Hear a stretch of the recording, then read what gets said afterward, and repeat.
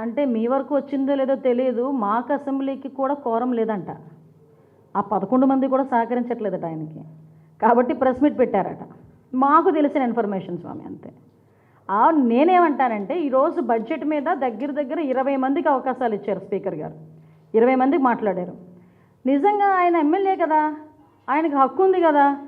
ఈరోజు మీరు వెళ్ళగలరు అసెంబ్లీ లోపలికండి? ఆ కాంపౌండ్ వరకే కదా మీరందరూ ఎవరైనా రావాలనుకున్నా. ఎమ్మెల్యేలుగా ఉన్న మేమే కదా అందులోకి లోపలికి వెళ్ళగలం. నేను చాలా సందర్భాల్లో చెప్పాను, సుమారుగా 5 కోట్ల మంది ప్రజల్లో 175 మందికి మాత్రమే అవకాశం ఇస్తాడు దేవుడు 5 సంవత్సరాలకు ఒకసారి. దానికి నీకు అవకాశం ఉండి రండి, అసెంబ్లీకి రండి, కూర్చొని మీకు ఏ సబ్జెక్ట్ మీద మాట్లాడాలనుకుంటే మాట్లాడండి.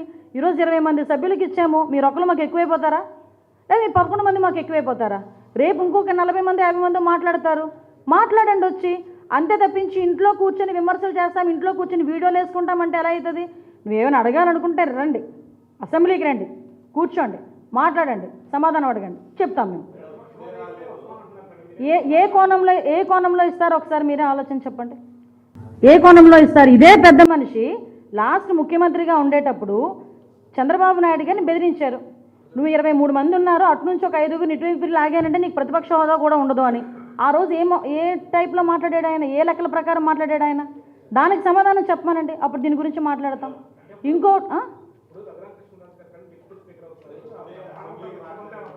విషయం ఏంటంటే మీరు మానవతా దృక్పథం అంటున్నారు, మాకు మానవతా దృక్పథం కాదు, యాజ్ పర్ రూల్ 2 బాబోయ్ అంటున్నాం.